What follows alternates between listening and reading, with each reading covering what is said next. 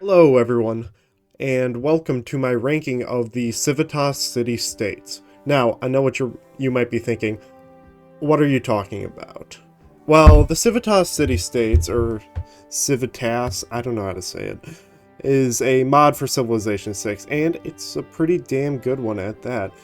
This is the only gameplay mod I actively use in my games, and it's because it's really nice to see more than the same 40 city-states over and over. I mean, that was fine when the game first launched, but now that there's about 70 leaders in the game, seeing the same city-states over and over again is repetitive. This mod fixes that. I found it by the Civitas team. They've made a bunch of other mods, and they're all really good. And I recommend checking it out. It's, like I said, it's one of my favorites. So, instead of having 40 city-states in the game, which is basically nothing, it increases to 115, by my count at least. That's quite a bit. And because I haven't found a comprehensive guide anywhere of their abilities, I'll be making this video sort of as a guide for new players picking up the mod. Not only will I be giving the abilities of each city-state, but also their relative rank on this tier list, so you know which ones to prioritize getting suzerainty, blah. So, before we begin, let's talk grading criteria. I play Deity single player, and I will be ranking that from that perspective. If you're playing at a lower difficulty, or if you're playing multiplayer, the rankings might shift a bit, but all the abilities stay the same between those, so you don't have to worry about that. I'm also assuming Barbarian Clans is active in the game, just because, you know, that game mode should be base game. So, new city-states will be popping up here and there, which is good to have, because it means, you know, you get more variety. If you get a bad roll, you could get a new city-state. It's good. So, generally, a generalist city-state will always rank above specialist city-states. That means a city-state that's always useful will outrank one that's situationally busted. A city-state that focuses on a religious victory won't be very relevant to every victory type, and so on. Speaking of abilities, this mod makes a few inherent changes to how city-states work, and just for the sake of comprehensiveness, I'm going to be covering them here. So, the first and most obvious change is the introduction of 4 new city-state types. That is Agrarian, Consular, Entertainment, and Maritime. So, the Agrarian city-states will increase the growth of your cities, and you can see it's the green one here. And they will give you food bonuses for having granaries and sewers and neighborhoods, things like that. You could see the inherent bonuses on screen too. I'll probably edit them in. And Consular city-states, this light purple, they are interesting because they have 2 abilities. One for Rise and Fall, which helps give you extra loyalty, and one for Gathering Storm, which gives you extra diplomatic favor. I'll be ranking the version that gives you diplomatic favor because that's what I've played with more. Although loyalty is really good if you could get it to work, but I will be ranking the version that gives you diplomatic favor. And you also get it from your government plaza and diplomatic quarter buildings. Next is the entertainment city-states. These are the pink ones, and they will give you amenity bonuses for having entertainment complexes and water parks. And finally, the maritime ones with this teal color will give you extra bonuses when you, with harbors, and it'll give you extra food and production, both of those. Now, looking at these descriptions that I've edited in, you might notice there's something new. Each of the city-states now have an additional bonus when you reach 10 envoys instead of the maximum bonus being at 6. Here are all the 10 envoy bonuses possible. As you can see, it's usually a very broad bonus based on the district you have, although that's not always the case with some of them. And one of the final inherent changes the city-state mod makes is that they will spawn in with walls, naturally. Now, I play on Deity, and city-states already do that, so I don't really... nothing really changes for me. However, if you play on lower difficulties, that might be a good thing to keep in mind. Oops. Next thing I want to discuss is ranking the types themselves. The thing about city-states is that each of them have a unique bonus and an inherent bonus for putting in the envoys. Now, let's ignore the unique bonuses for now. So you could look at a glance, you see the color of it, and you think, oh, I should avoid this one, or oh, I should really go for this one. That's my personal opinion on which is the most valuable in the game. So, at the top of this list, we will have... I'll just use the actual rankings here. The actual city-states I'm using for this doesn't matter. But, the top of the list is scientific and cultural city-states. They're really two sides of the same coin. Science and culture is everything in Civ 6, and you're likely going to have a lot of campuses or theater squares in any victory condition you're going for. Culture might be a bit more valuable. Science is...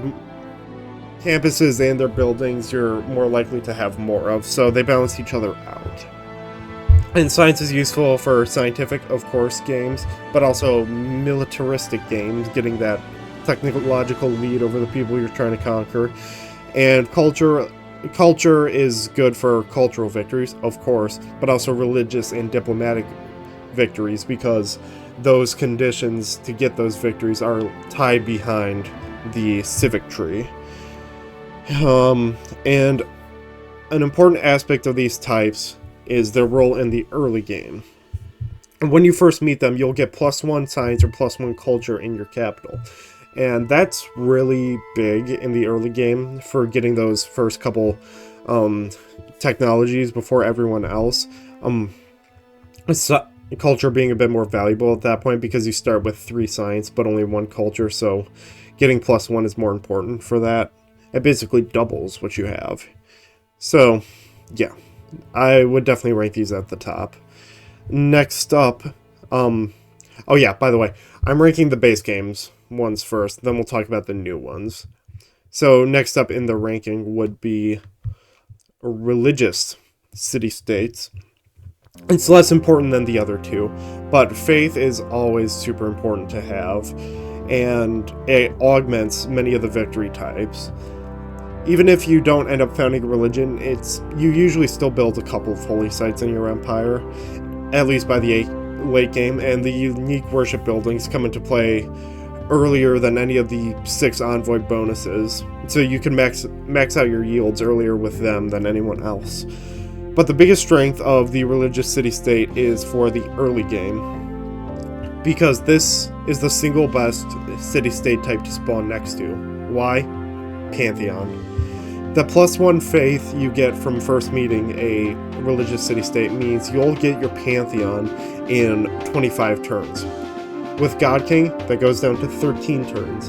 And if you spawn next to a luxury that gives you faith, I mean, you could get it in around or under 10 turns, which is crazy, especially if you're trying to get religious settlements. Hell, spawning next to a religious city-state and putting in God King, that might be enough to secure you a good Pantheon.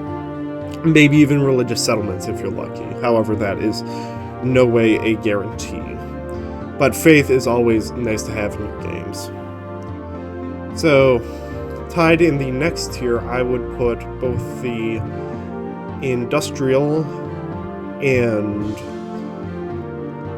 militaristic city-states. These two are useful, but not to the extent of these above. I'm putting them together because they kind of complement each other. Industrial gives extra production to buildings, and militaristic gives extra production to units. Now, getting extra production to units is more useful than getting extra production to buildings, because units also include settlers and builders and all the necessary infrastructure. However, a lot of the bonuses from these include you getting encampments, and a lot of encampments. typically, and this is what I've seen, people never build encampments. Okay? Even in domination games, you're probably going to have one or two that you've built yourself. And they're absolutely worthless for every other victory type. You're more likely to have a lot of industrial zones. However, the bonus is worse for those. So that's why I'm putting them in the same tier. One is more useful less of the time, and one is less useful more of the time. So I'd put them together like that. Production is always king, of course, but if there's other options for city-states, you should probably prioritize those. And the worst base game city-state is...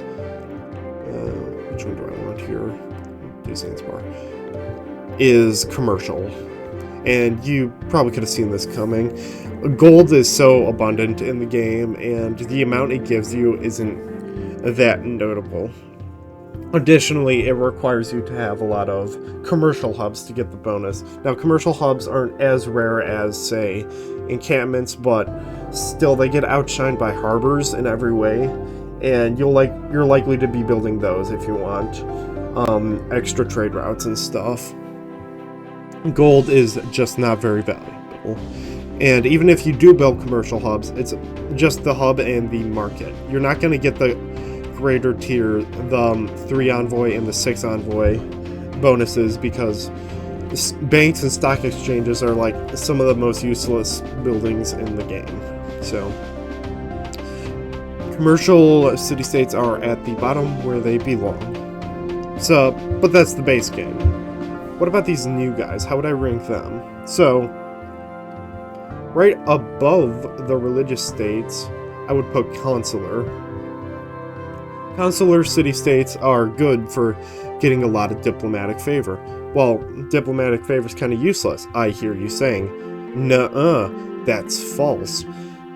The thing about diplomatic favor is you could trade it to the AI, usually for a lot more money than you would have been getting with the commercial city-states. It's super useful for exploiting the AI with and getting a lot of good stuff for trading. So I put that in this tier because the amount of diplomatic favor you'll be getting is kind of crazy, because you already get that for being allied with a city-state, and it like more than doubles it. So it's a good bonus to have, and you're always going to have a government plaza. And usually you'll be getting your diplomatic quarter around the mid-game, so Consular city-state, good to have. And underneath the religious city-state, I'm putting the Maritime. You get both food and production from them, which is a very good bonus to have. Like I said, harbors are a lot better than commercial hubs, and are essentially a necessity in all coastal cities. So the bonuses come into play a lot more often. Even if they're not particularly great, you will be getting them a lot. Food and production down the line is useful, and shipyards are already a great building to make, so you'll be getting the 3 envoy bonus and the extra production. So harbors are good to have. It's a alright city-state. And right under that is the Agrarian city-state. I went back and forth on the ranking of these two, but I do think harbors edge out... Maritime edges out Agrarian, because getting the bonuses for Agrarian is a bit difficult. The 1 envoy bonus is granaries. Okay, well, you're probably going to have some of those. They're good for housing and stuff. But then the 3 envoy bonus is sewers. Sewers you don't unlock those until the modern era. The game should be wrapping up at that point. And after that is the 6 envoy bonus is shopping malls and food markets. Look me dead in the eye and tell me when the last time you've made a food market is. Like, honestly. So, you don't get the bonuses. It's a lot of food if you get it, but it comes in way too late to be relevant. So I'm ranking it below the Maritime city-states, although it still is better than the industrial and militaristic city-states. And finally, at the very, very bottom, below even commercial, is the entertainment city-state. If you're a good Civ 6 player, amenities will not be an issue. If you are any Civ 6 player, you won't be making entertainment districts. Because, let's face it, they're kind of the least relevant out of all the districts. Now, I say this like, I'm not saying this like you never build them. When you have a chance to, when you need them, you build them. And they're good for getting, like, Coliseum. But if you keep your luxuries up to stock, if you keep trading with the AI for luxuries, and if you throw in some amenity policy cards and you're, like, not at Turbo War, you won't be having amenity problems. Even then, the bonus isn't that great, and like I said, entertainment complexes are not very good. So I'm ranking it below the commercial type city-states. Okay, that took long enough to get going. I apologize for the wait in getting into the actual city-states. This is going to be a really long video, if you can't tell. I am so looking forward to this. I'm joking. I love doing this. I love rambling as I put away these icons. But anyway, now that this is all cleared up, let's get into the actual ranking. Well, not yet. So, a lot of these city-states are in the base game, and while some of them have been changed, for example, Buenos Aires has a new type, the majority of them are the same. So, let's just speedrun real quick. I'm going to put all the base game civs into their order.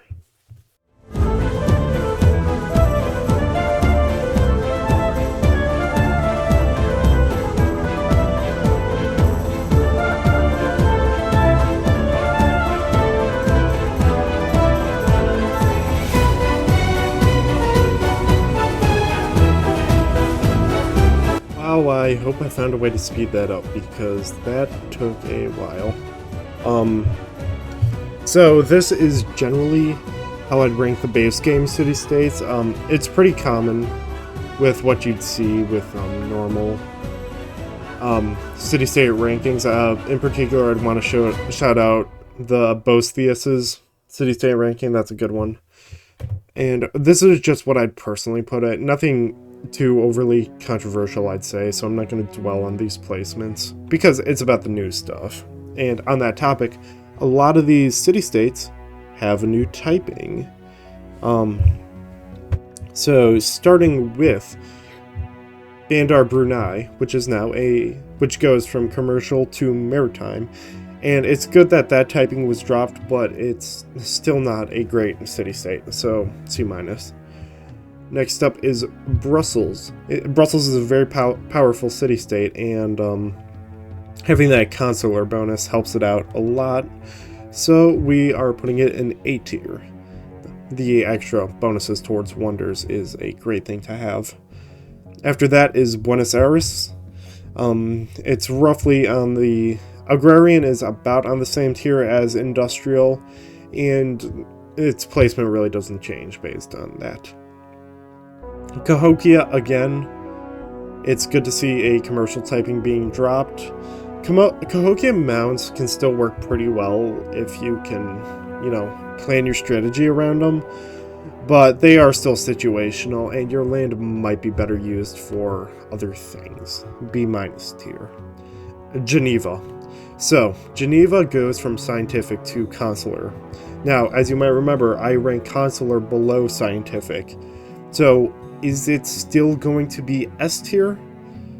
It's a tough call, but I'd say yes, it still remains S tier. Getting that 15% is such a huge boost for your entire empire. Next up is Hattusa, and honestly, I'm a bit confused on why this one changed. I don't know why it losing the scientific type to get made into one that already has a represented type, and even one that has a bunch already, so regardless, losing the scientific type does hurt this, and I will be putting in C. And finally is Mogadishu. I never really liked Mogadishu. I don't think its ability is that prevalent, but commercial type being dropped, it does help the viability a bit, so it goes in D+. And one last thing before we start talking about the new ones. I know, it's taking forever, but two in particular I would like to mention. Samarkand and Bukhara, or should I say Samarkand and Bukhara. Basically what happens is that this city-state in the original game is Samarkand. However, this has been renamed to Bukhara, but it still has the Trading Dome ability. This is the new Samarkand. You can tell it's different because it's spelled with a Q instead of a K, and it has an entirely new ability. So I will be ranking these right now just to avoid confusion. Bukhara,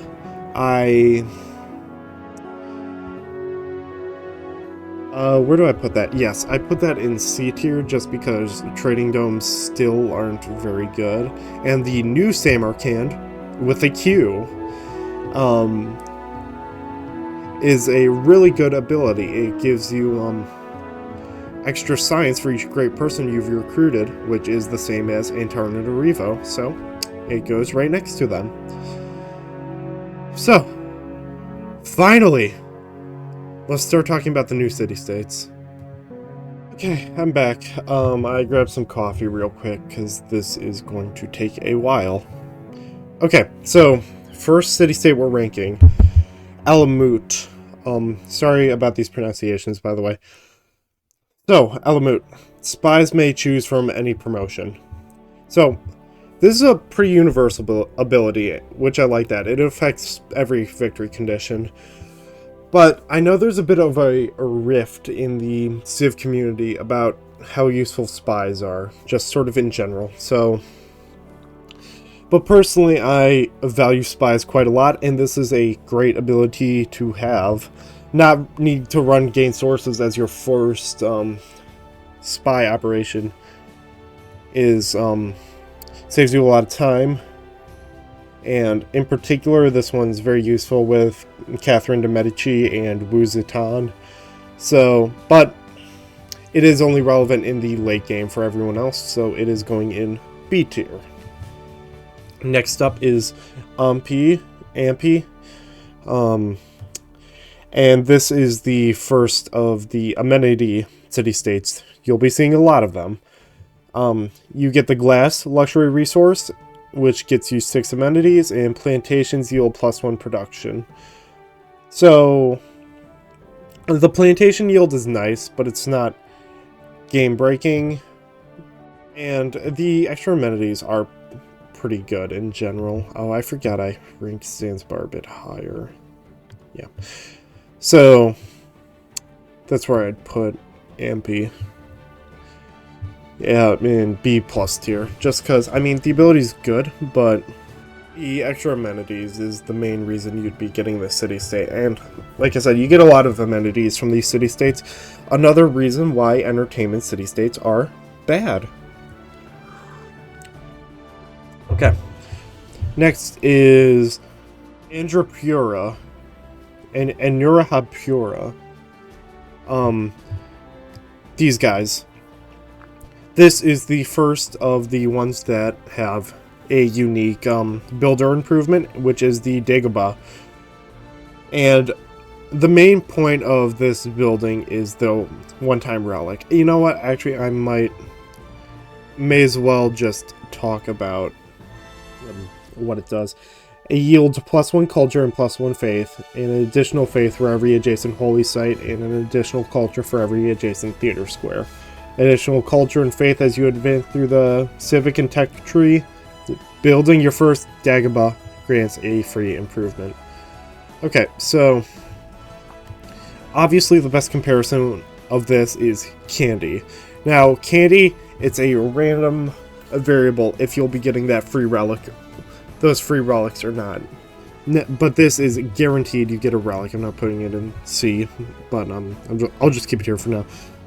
The Dagobah and its yields by itself, it doesn't really do much, kind of like the Mahavara, but you might get use out of it on otherwise unproductive tiles.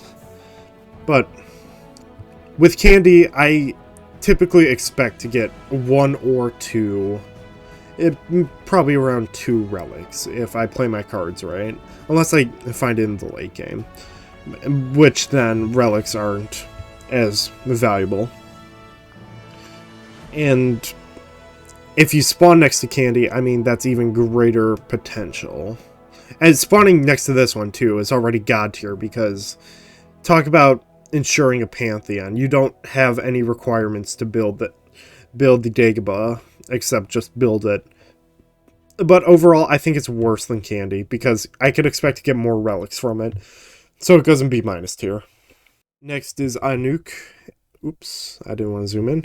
By the way, this tier maker template is in the description, so if you want to make your own, go for it. I made this myself. It took a while getting all the icons. It took a few hours, actually, but whatever. Use it if you want to. But Anuk is city centers get +1 food and +1 production for each adjacent coastal tile. Usually you'll get like 2 or 3 from this, or +4, +5 if you're really trying for it. It's a nice bonus on top of the regular Maritime, but it doesn't do much aside from that. I will say it has pretty good synergy with Indonesia and Australia, and it is going in C+ tier. Escapoloco is... I'm not saying that right. I'm not saying any of these right. The ant guys. Earn alliance points 25% faster. This isn't the best. In some games you'll go pretty hard into alliances, and others you won't. It really depends on the player and the victory type. But there's a versatile ability nonetheless, and in other game, and sometimes you'll get a lot of use out of it.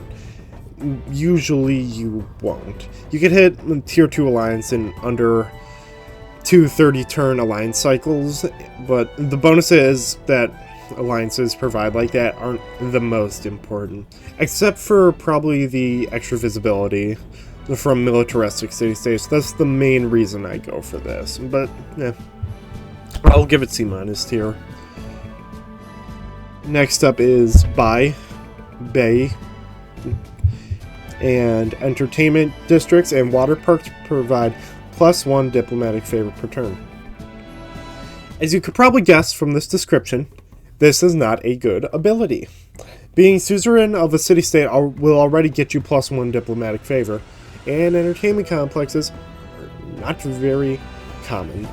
If you need Diplo favor that badly, it's more worthwhile to just seize a diplomatic city-state, because just spending your envoys on that will already get you more diplomatic favor than this one ever will. So this is going into D tier. Next up is Baitano. Your cities get +3 range strength and +5 city defense strength for each level of walls constructed. So this one is really good on the defense, as you can probably tell. This is similar to the Bastion's policy card, except the numbers are actually different. This gives you less range strength than that card, but more city defense strength. It's vice versa, either way. But, in my opinion, the true power of this one is not immediately obvious. When you get the +5 bonus you get the bonus for each level of walls, not just having walls. If you have Renaissance walls, you get +15 defensive strength. That's like a lot. And plus plus the Bastions cards, that's 21 defensive strength for nothing. And like, that's as much as a warrior can deal, which is really crazy. This, basically with this, if you have Renaissance walls, your cities will be indestructible until bombers come. It's not always useful, but if you're in a situation where you're getting invaded, this is an absolute lifesaver. So I'm putting it in B tier. Situationally, very useful. Next up, Bhutan is your land units get extra movement while embarked and ignore movement costs from embarking and disembarking. This is the same as Norway's Civ ability. This applies to all units, and it gets points in the rankings for always being useful. It's never game-breaking, but it's nice to have. It can help you out a bit. I don't have that much to say for this. It goes in C+ tier. Catalhuk gets you the leather and wool luxuries, which gives 6 amenities each. It's another amenity city-state, and most of these will rank pretty similarly to each other because they don't have any mechanical differences. Again, this is the same as Zanzibar, which I think I had in B- tier, come to think of it. But refer to my typing priority list for these amenity city-states. Okay, next up is a pretty interesting one. Chan Chan. Your palace gives double yields, amenities, and housing. Specialty districts provide 50% of their native yield when adjacent to a government plaza, entertainment complex, or water park district. That's a lot of words. That's a long ability. But to summarize, your capital and all the districts next to a government plaza will get a pretty big buff. This is good. It helps you grow your capital, and the bonuses to your capital apply since the very beginning of the game. Usually, those base yields you get when you settle your first city, that's the palace yield. You'll get double those. Instead of 3 science, you get 6. Instead of 1 culture, you get 2. And you also get extra growth and production from it. Typically, your government plazas are reserved for crazy adjacency bonus stuff, so this helps snowball your districts even better.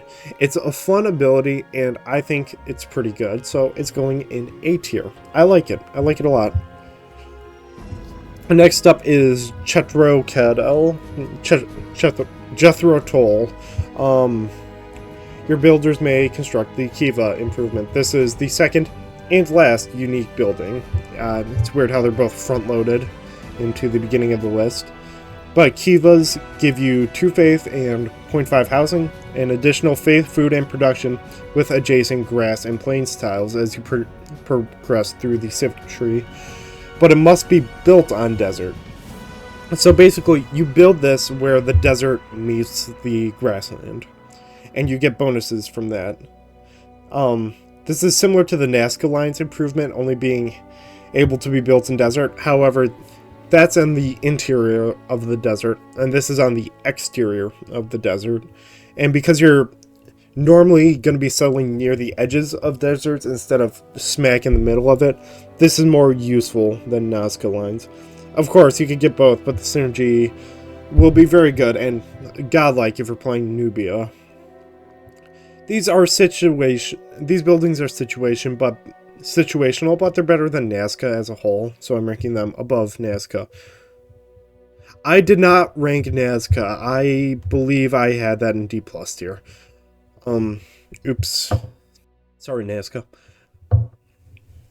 Yeah, so, anyway, Dakar is next. The buildings with harbor districts provide +1 great person point towards great merchants. Oh, wow. This is pretty garbage. A maxed out harbor will give you 4 great admiral points and 3 great merchant points with this ability. But if you're building a lot of harbors, you don't have any need for great merchants. In fact, you might not even have a commercial hub to begin with to use that great merchant. And great merchants aren't good. They're probably the most useless great person. Don't quote me on that, though. And there's some bad ones, but just in general, great merchants don't really do anything, so I'm putting this in D+ tier. Delos. Oh, Delos. Flat tiles with breathtaking appeal double their terrain yields in cities with an entertainment complex or water park district. Let me just drop this here for now. I have a story with Delos. I saw the city state and I was like, oh yeah, that seems pretty garbage. But then it got me thinking, oh wait, double terrain yields. Would that apply to civs who get bonuses from, like, terrain to begin with, like Teddy Roosevelt or Ptolemaic Cleopatra? And I thought, oh, this might work with Pachacuti, with Inca, doubling the production you get from mountains. That's huge. You could put that with Earth Goddess, too. I mean, that'd be great. And preserves. That'd be a really good use for preserves. I mean, you still need to have a entertainment complex to get these bonuses, but that'd actually be pretty good. I'm thinking, oh, okay, so it's not good, but it'd be fun. Then I actually tested out my theory. It doesn't work like that. It doubles the base terrain yield. Imagine you're next to a wonder. Say, Paititi. That's the one with the gold and the culture, I believe. This city-state does not double those tiles from 6 gold and 3 culture up to 12 gold and 6 culture. Oh, that'd be wonderful. It doubles the +2 food on a flat grassland tile and leaves everything on top of that the same.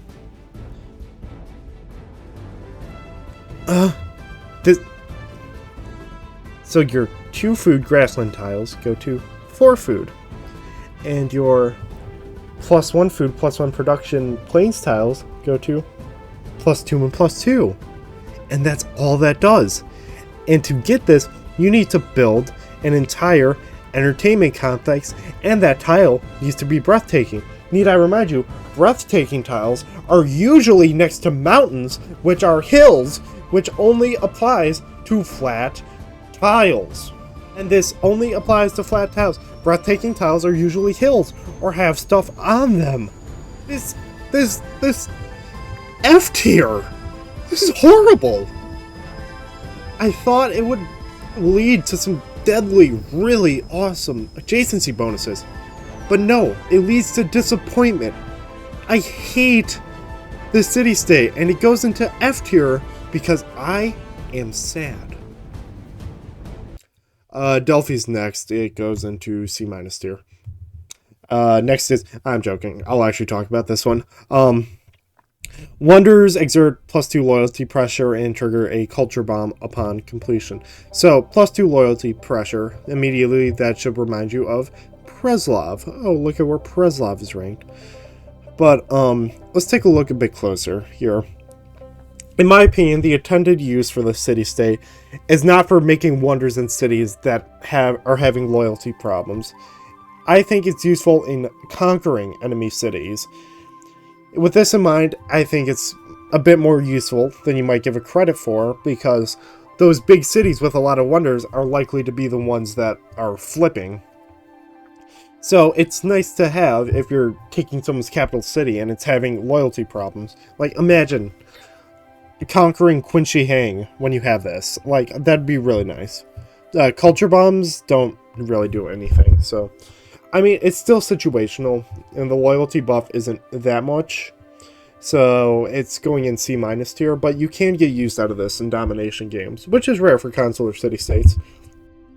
Djibouti is next. Shallow water tiles give you +1 food, additional food when you reach the industrial era. This is a really, really good ability. It's basically Auckland, but for food. Oh, look at that. Auckland's in A+ tier. This is a pretty bonkers ability, especially in the late game. Empty ocean tiles are self-sustaining. You could grow a city off of ocean tiles with nothing in them, which is wild. So, yeah, this is a great ability. I give it A tier. A bit under Auckland, because I think the production in Ocean Tiles would be more useful than the extra food. The Dodona is next. This is a pretty middling ability. Inspirations give plus 10% of the cost for civics during a golden age and additional era score during a dark age. It's good for catch up if you're behind, especially with era stuff, but not as much use if you're ahead. Typically, I don't have a lot of problems getting era score, but it's good for catch up, like I said, so it goes in C+ tier. Etzanoa.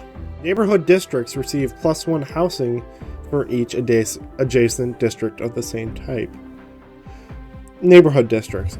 One sec. Let me look up when you unlock neighborhood districts. Neighborhood Civ 6. I spelled that wrong. You get that at urbanization in the industrial era. Game's basically already over by that point. Well, it's gonna be over soon by that point. And the bonus is +1 housing for each adjacent district of the same type. If you put a bunch of neighborhoods together, you get a lot of housing. Do you know what you get when you put a lot of neighborhoods together to begin with? A lot of housing. More than you'd probably ever need. Well, the only time I'm building neighborhoods is if a city is like over 15 population. And like, at that point, I only need one to get it back on track.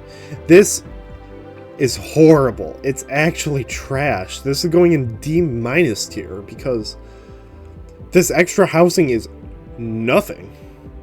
The only time it's kind of relevant is if you're playing as Congo, but they don't struggle to housing to begin with.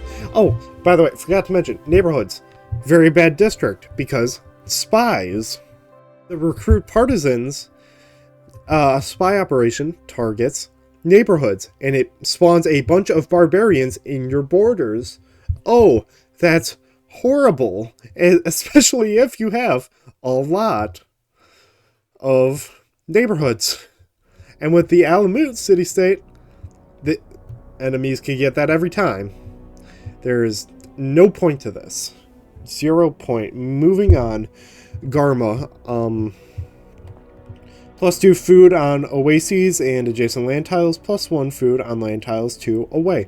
So this is a pretty big bubble of effect. And desert settling isn't very relevant, but it's an alright bonus if you have to do desert settling, for example, to get strategic resources, and synergy with Petra is pretty justifiable.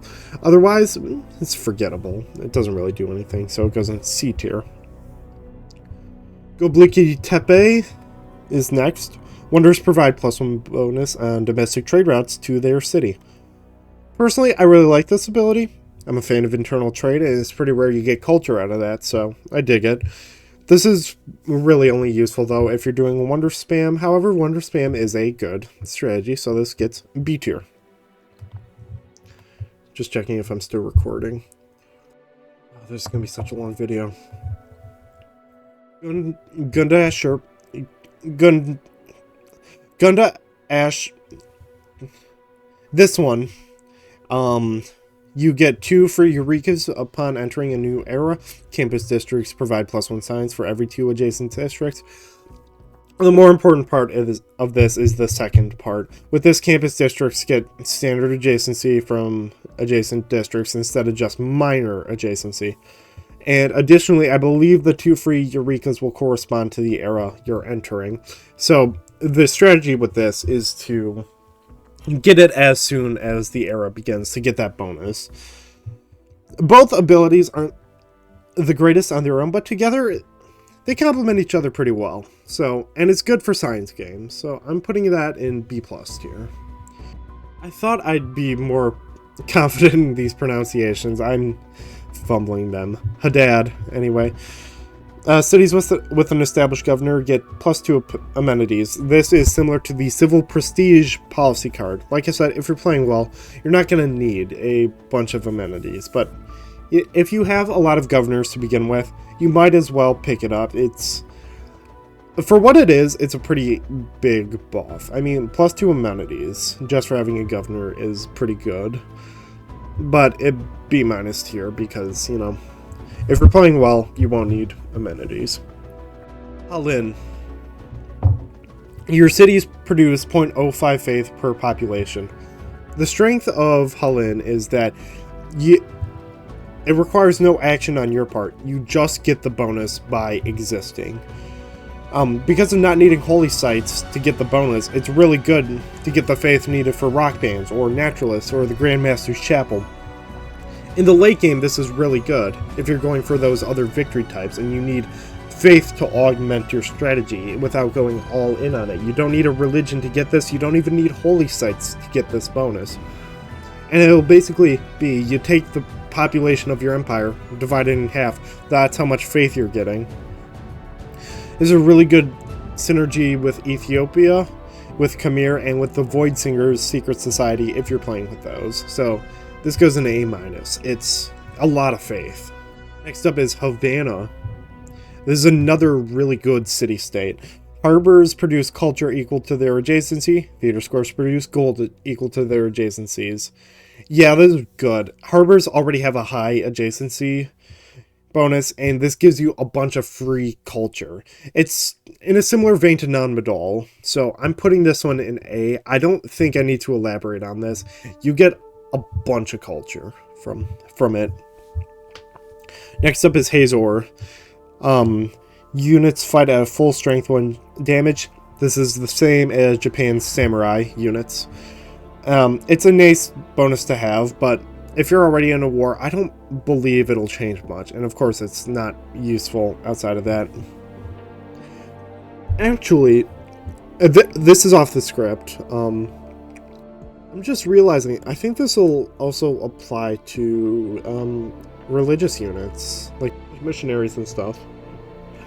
That might not be that bad. But I'm still putting in C tier because it's not a lot. And with missionaries, you can get the chaplain promotion anyway to heal them. And gurus, if you want to use gurus. No one does. But moving on. Hormuz. Cities with a harbor district cannot be put under siege. This is bad, and let me explain why. Siege mechanics, it means that every tile that's possible to be under a zone of control needs to be under zone of control to be siege. So, having a city having a harbor, one of your cities, probably means it's on the coast. Unless it's like an inland with an outland harbor, but never happens. So that means your city's already on the coast. For it to be under siege, you would need full encirclement on the land side with land units, and full encirclement on the water side with naval units. So your enemy's going to be having to do a 2-front attack on your city for it to be under siege in the first place if it's a coastal city. And that's pretty rare. That's basically not going to happen.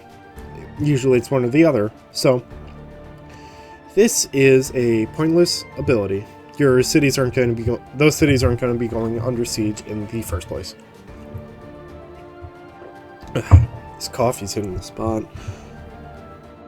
Vaisley is next. Fishing boats give you extra improvements if they are within 2 tiles of tundra or snow or ice. Then gives you +1 food and +1 production. The ability to give extra yields to fishing boats is fun. I like doing that, but the restriction to snowy areas takes away all the practical uses of this, and I'm putting in C-. If you want to make your snow cities more powerful, I recommend the next city-state, Equalute. This one. Tundra and snow tiles adjacent to coast yield +2 food. This is far better than Havaisley's ability, and it lets you grow your colder cities. The extra food really adds up, though without production, it is a bit useless. The best use case I could give for this is if you settle a satellite city in the snow to get oil or something, which gives you the production you need, and you could use that extra food to grow your satellite cities. The city-state has a lot of synergy with Canada and Russia. In fact, I had a really fun Russia game with this one time. I'll be putting it in B- tier. It's still limited to inherently not the best cities, but it helps those cities be good free of charge, and I like that. Izapsa Eureka's give plus 10% of the cost for technologies during a golden age, and additional era score during a dark age. This is the exact same ability as Todona, ranks right next to him, C+ tier. Jolo is next. Receive the Abaca and Mangosteen luxury resources, which are not tradable, and provide 6 amenities each. Look at that, another amenity city-state. And this is functionally the exact same as Catalhuke, so it goes right next to him in B tier. Next up is Kadesh. Finally, one I have more to say about. Heavy cavalry units gain the ability to push back defending units. This is the same as Poland's winged hussars. Units that cannot be physically pushed back will take extra damage. So, this is good if your Civ has a unique heavy cavalry unit, but if you're not focusing on them in a war, it's pretty safe to skip this one. But it could be not a bad idea to get this if you're trying to prevent your enemy from getting it. Another trick with Kadesh is that you could clear barbarian camps in one sweep with this by pushing out the defending unit with your heavy cavalry, although it's usually anti-cav, so it will do some damage, but still, it's useful to have if you're doing domination and if you have a lot of heavy cavalry units. Otherwise, it's pretty safe to skip this one. B-. Okay, Canuge. No war weariness from combating your territory. I forgot to rank this one the first time around. So, anyway, this is really only useful if you're fighting domination, and even that, you're more likely to be fighting outside your territory if you're doing domination. So, this is pretty bad. And the whole war weariness thing, that's really the only time entertainment complexes are going to be needed in your empire, which is funny because, you know, entertainment city-states rank down there. But anyway, C-. Atagarma, I also forgot to rank this one. I kind of just skipped over them. Tiles with freshwater give you +1 faith. Freshwater applies to all rivers and lakes, so this has pretty good combo potential with Khmer, who is settling next to rivers anyway. The bonus isn't lost when improving this tile, so there's really no downside to grabbing this, and faith is good to have, just in general, to augment, so I'm putting this in B tier. Hilanya is next. Great works of art yield +2 faith, and great works of writing give +1 culture. This only takes effect if you have a lot of great works, meaning you're already on your way to a cultural victory. So this sort of limits the scope of the city-state, but it's still useful in a cultural victory. I'm putting this below Anshan, right over here, because Anshan helps balance out your yields. If you're going for culture, you get some science, but this is, if you're going for culture, you get more culture, which is, I mean, you probably already have enough of that, so this gets C tier. Rikugu. Farms built adjacent to rainforest yield +1 food and +1 gold. The condition for this bonus is very, very specific, and the yield for reaching that condition is not very worth it. Extra growth is always useful, but this doesn't really matter. D+ tier. Next up is Lima. I should know how to pronounce this one, I'm sorry. Your cities may build one more district than it would normally allow. If it has a campus, receive +20% towards campus districts. This is another case where the second ability outshines the first. The extra production to campuses is very useful early game and in newly settled cities. And in larger cities, it allows you more flexibility to diversify into other districts, provided you're already going science. So it's useful for scientific victories, but if you're not going for that, you can skip it. B tier. Mai is next. Receive beeswax and beetle nut luxury resources, non-tradable, which gives 6 amenities each. This is the exact same thing as Zanzibar. So it goes right next to Zanzibar. Zanzibar gets ranked above because it's in the original. By the way, there's no ordering within tiers, if you're wondering. This is just all the rankings. There doesn't really need to be ordering within tiers because there's so many tiers to begin with. There's a lot of city-states to begin with. 115. How long is this recording so far? Jesus Christ. Okay. Next up is Macau. 25% tourism to civilizations which you have a trade route to.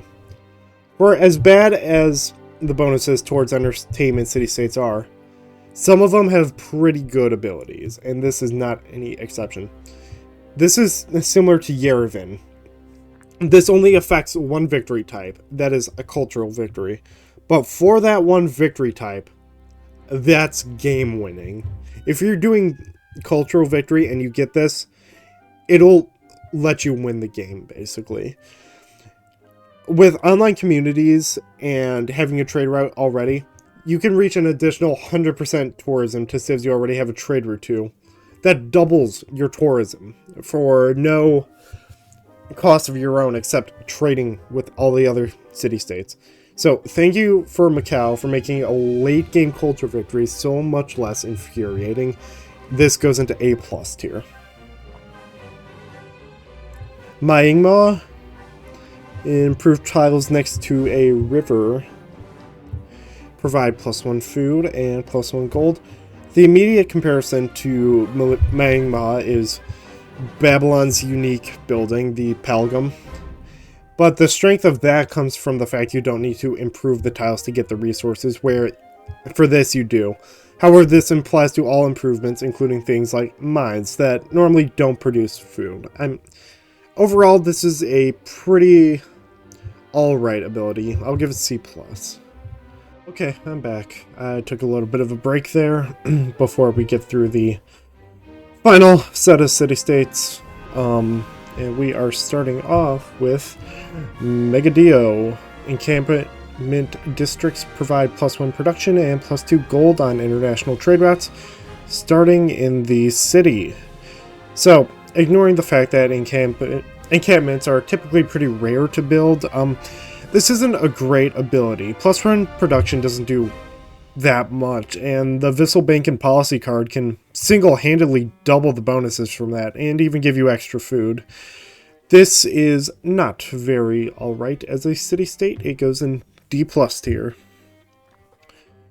Megara gives you 25% of the bonus from plot harvest and feature removal chopping. It gives you extra yields from chopping, which is very good and always useful. This number stacks with Magnus. I'm putting in A- here. So you could get 175% of the plot removal bonuses. This is useful for wonders or space race projects or any other time-sensitive thing, and the ability is relevant through the whole game with any victory type, so it goes in A- tier. Next up we have Mombasa. Specialty districts receive minor adjacency bonuses from coastal tiles. Abilities that give extra adjacencies are usually pretty good, and this has no specific one it works with. It works with all the specialty districts. And bonuses from the coast will help all your districts, usually giving 1 or 2 extra of their specific yield. Is it crazy? No, but it could be pretty good to get a bit of extra use out of your districts. Nothing to plan your strategy around, but it's a nice and versatile bonus. B+ tier. Monaco is next. Buildings within entertainment complexes or water parks receive +2 tourism and enough gold to pay their maintenance. So free maintenance. Like I said with Macau, tourism can be pretty hard to come by in this game, and Monaco makes spamming entertainment complexes viable for a cultural victory. But it's not like something... But building a bunch of entertainment districts isn't something you do from the start of the game. Unless you're Byzantium, then this ability is really good with them.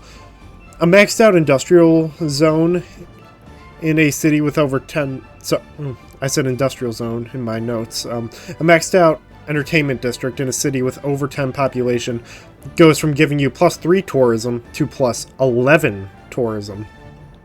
This is really good if you are going for a cultural victory, but you need to get the full bonuses from the city-state. You got to go all in on the entertainment districts, not unlike biosphere tourism, in sort of the mindset you got to be in.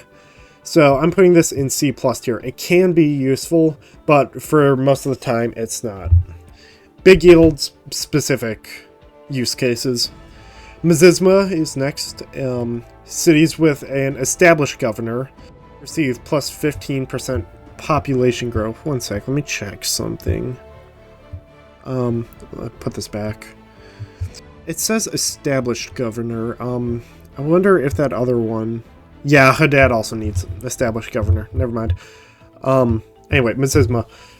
It's similar to Hadad, but I'm having a bit of hard time visualizing how good this one would be. Honestly, I'm pretty split on where to rank it. Growth is good, but I don't know how much 15% really is. I never really pay attention to stuff like that. Governors usually go in big cities anyway, so this can help you get over the hurdle for district thresholds. But otherwise, I'm just gonna throw it around the middle in B- tier. Nassau! Yields from plundering sea routes are doubled. Yarg, I'm running out of ways to introduce these. Plundering sea routes don't be that profitable. At least say me. I'll be ranking Nassau in D. Sorry about that. Palmyra is next. Holy site buildings provide +1 gold to their cities for each foreign trade route passing through. Come on, why can't I grab this? There we go. Last row, finally. This bonus is a bit odd. Firstly, a city needs to have a holy site to even get a bonus from this. And secondly, you have no control over where your opponents send their trade routes. Thirdly, this is not a super noticeable bonus. It's only +1 gold. I can't see this being a good ability. C-. Basis is next. Forest tiles yield +1 production if adjacent to another forest tile, and +2 gold when they get adjacent to a river. Faces is pretty alright, buffing the yields of forest. There seems to be two sort of camps of Civ players, those who always chop forests and those who tend to lumber mill them. I usually fall into the second category, so I do approve of this city-state. Still, the placement restrictions are pretty odd, so I'm putting it in C tier. The bonus is appreciated, though. Next is Port Royale. Trade routes yield +1 gold and +1 production for each plantation. This is another trading-based ability, but it isn't as bad as the other one. Take notes, Megadio. This bonus increases for every plantation at the destination, and crucially, there's no restriction on the trade being domestic or international. That means you can make your own city that spams a bunch of plantations if needed. Of course, that depends on map orientation, and send a bunch of trade routes to that city. But this can help grow your empire, but it's a pretty middling to bad ability, so I'm ranking it at C. Quanta is next. Quatna. Okay, industrial zone buildings may be purchased with faith and provide production. Okay, hear me out. Buying an industrial zone buildings with faith isn't as bad as you might be thinking. They can typically be pretty expensive, and if you can lock down a source of faith, it can be a good boost, such as with a religious city-state. This pairs well with theocracy, so you could get factories and power plants for pretty cheap. if you get the 50% bonus that the accuracy gives. It's an unorthodox way to play, I will admit that, but it can be utilized pretty well if you need production, which this also helps boost. So I'm putting this in B tier. Sorry if you don't think it's that strong. I like it a lot. Saleh is next. Naval Raiders gain an extra attack. Sorry for my friend who really likes Saleh, but I never use Naval Raiders, and I believe the extra attack is separate from getting the ability to pillage coasts, which is bad. Unless I'm wrong, which is good, but still.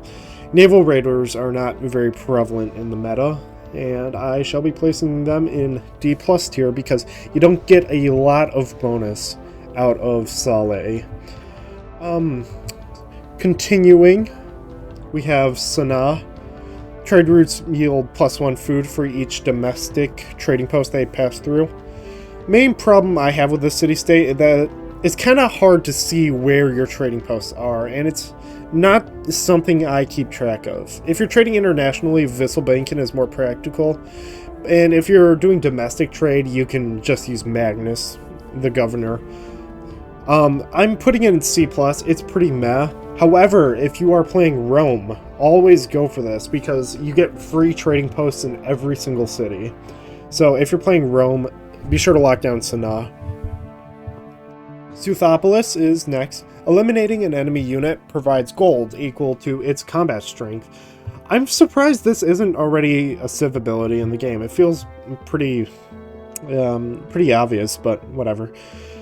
For reference, you'll get 25 gold if you kill a warrior, or 45 if you kill a man-at-arms, etc. I don't believe this ability is affected by game speed, so this bonus might be more practical in lower game speeds. Gold is a problem you usually run into while doing domination, and this helps mitigate that, even for non-domination games. If you're hunting down barbs, you're getting some extra gold out of it, so it's a bit more lucrative. I like it. B+ tier. Next in our list is Share Sukte. Your cities get 15% bonus culture when you are not at war with any civilization. Hopefully I'm pronouncing this one right. This is the same bonus as Geneva, without being nerfed by giving a worse typing. As such, this ranking is a given S tier. Percentage modifiers are just busted. I don't think I need to justify it being next to Geneva. Next up is Sidon. +1 movement for all civilian units. That's settlers, builders, basically. This probably doesn't need an explanation. It's pretty universally good, especially if you're getting your settlers across the map and moving them forward. Saving a few turns could be a lifesaver for forward settling. As such, I do rank this one pretty highly, at A+ tier. I mean, yeah, it's always going to be relevant. You're always going to be settling cities, and it's good to be getting that extra movement. Quick fun fact about Sidon. This isn't relevant to the gameplay or the meta, but the city names, of course, Civ 6 city names pull from a list. But this is the only city-state in this entire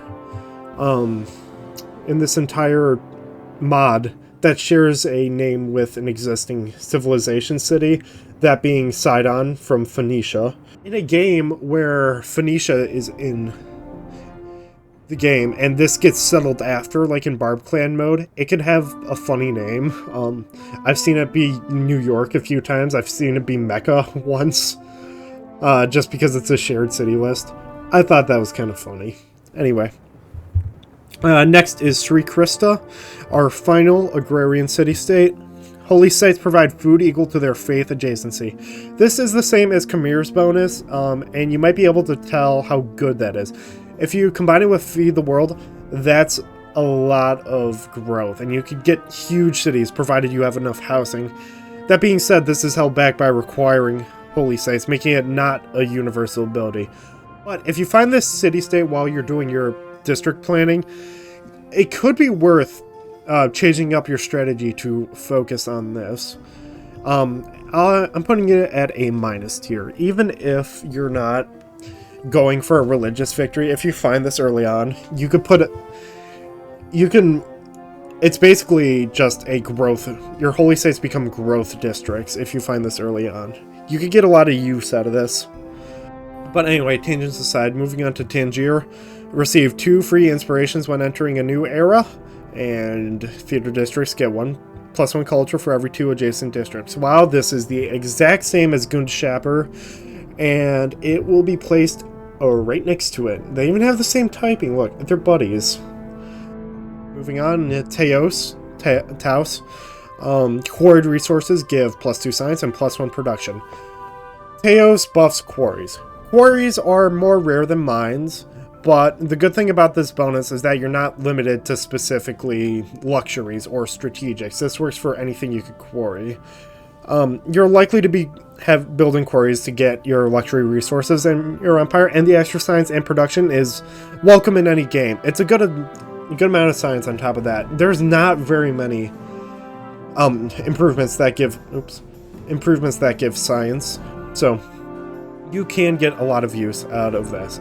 It's a good city-state, but its viability is dependent on your starting location and if you get the right resource types. And for that, I'll be ranking it at A-.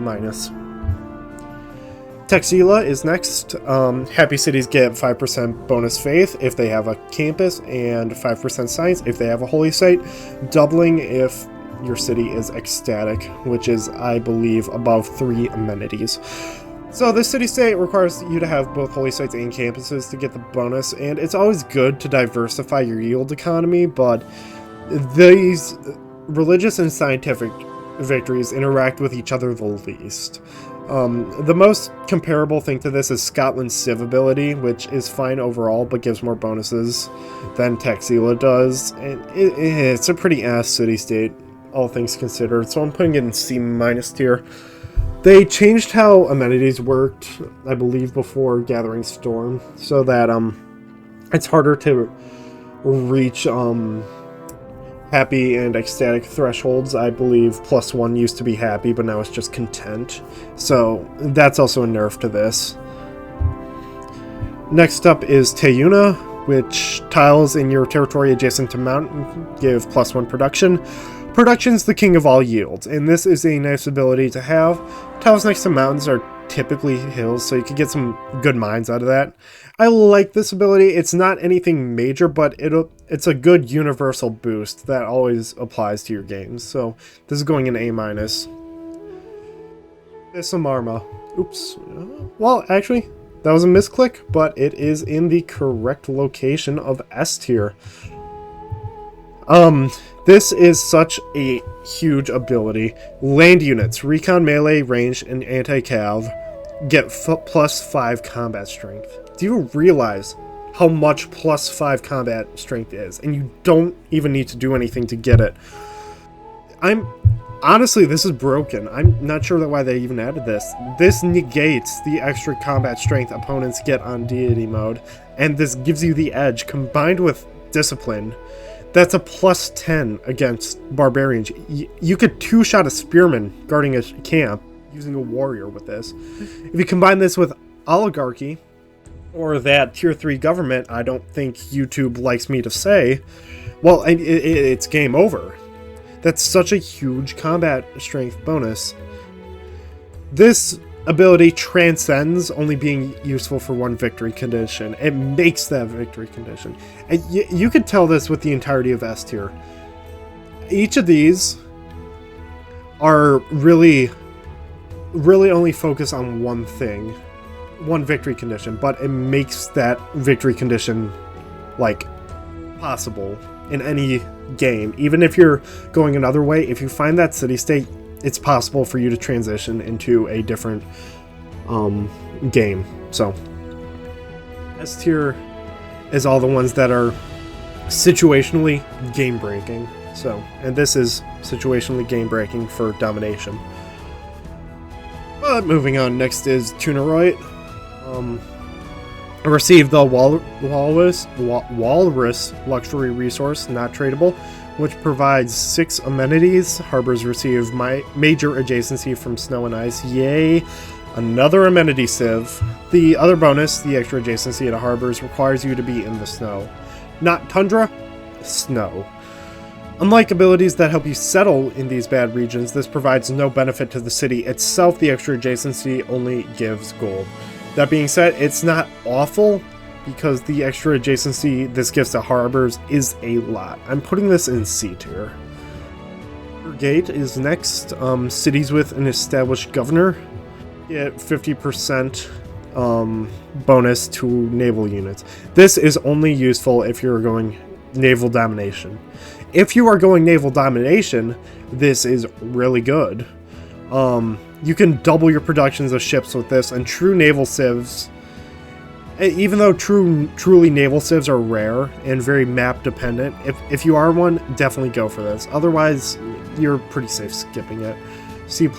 Also, pair this with Venetian Arsenal. That quadruples your ship production, and you can just Zerg rush anyone with boats. We are down to our final 5. This has taken long enough. I'm beginning to think this was a bad idea, but we're in so deep, we can't stop now. Urgench is next. +1 trade route capacity. International trade routes from cities settled in desert tiles yield +4 gold. For being desert dependent, this is better than most. Trade routes starting in your cities in the desert get +4, which I know I've been dunking on gold for being kind of worthless, but this is a good amount of gold. So the main bonus of this, though, isn't the extra gold, it's the trade route capacity.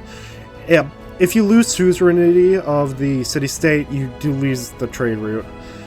But it's a pretty alright city-state over that, and if you're playing Mali, you should definitely prioritize getting this. It goes in B tier, just because that extra trade route is always good. Vaduz. Man, I pronounced that like such an American, I'm sorry. Buildings cost 15% less gold to purchase. This is a passable ability, but it is not that great. Why? Wait a minute or two, you'll figure it out. I'm putting this in C tier. I'll elaborate further, don't worry. But next is Valhabi. Campus districts provide faith equal to their adjacency bonus, and their buildings may be purchased with faith. Similarly to Taxila, science and faith don't mesh very well. However, this is a passive bonus. You don't need to do anything to get this. It's just extra faith. The extra faith you get from your campuses can be reinvested into buying more campus building. You can kind of use that to snowball. Like I said, faith is good to augment other victory types. And this is a good way to catch up on someone if you are behind, and can be pretty useful. I'll never turn down free faith. That being said, it still goes in C+ tier. Vienna. Cities with an established governor can purchase buildings for 25% cheaper. This is why I waited on explaining Vaduz. This is just generally better than that. If the city you're buying expensive buildings in is probably already going to have a governor in it. And critically, this is not just for buying with gold. It also applies to faith. If you pair this with theocracy, you could get a 75% discount on faith buildings. And you might be thinking, okay, but there's not many faith buildings. But you could pair this with other city-states in this list, such as Valletta, Quantna, or Valabi. You could get huge bonuses for this. Vienna is just a better version of Vaduz, and will be ranked like that. Although I am pretty salty, Vienna doesn't give any music-based abilities. Oh, that would have been so nice. I love music. Vienna's great at that. Anyway, final city-state is Wiam. Receive the Wild Salmon Luxury Resource, which provides 6 amenities. Fishing boat improvements give +1 culture. Oh my god, we're done. 115 city-states. And we finish off this monumentous occasion with another amenity city. And to be fair, this is probably the best of the amenity ones. cultural city-states are the most useful, and extra culture from fishing boats is pretty handy to any naval civ, or just anyone settling close to the coast. So this gets B+. And with that, every city-state in the CIVITAS mod has been ranked. Honestly, I'm not even sure anyone will watch this video, but if you are, thank you. Oh, here, let me zoom out a bit so you can see the full reveal of this. Oops. I was zoomed in a bit too much just because I didn't want the black bars at the edge of the screen, but regardless, this is our whole city-state list. If you made it to the end of the video, which I know is probably asking a lot given this is such a niche topic and this is such a long video, please like and subscribe. This took such a long time to put together. I did my homework with these, and any support would be very much appreciated. God, my voice is so dead. Once again, huge thank you to the team who made this. The mod is linked in the description. It's really one of my favorites. And yeah, thank you for watching. I have a lot of big videos planned this week, and I'll see you guys tomorrow for my next one. I'll catch you guys on the flip side. See ya.